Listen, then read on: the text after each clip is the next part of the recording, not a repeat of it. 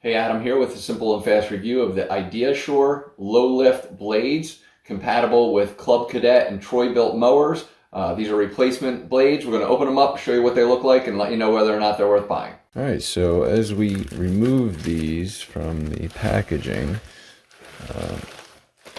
you'll see they are wrapped up, but it's all just one solid piece, each blade. So I'm going to just cut these open so we can get a better feel for it.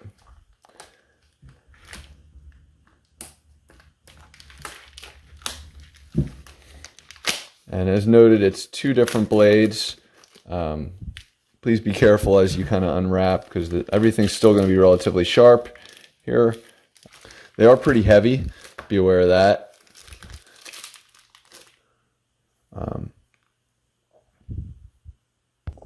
So once removed, you'll see again that it's two different blades, cutting blades, and again, sharp. Should be easy to install, fit a variety of models.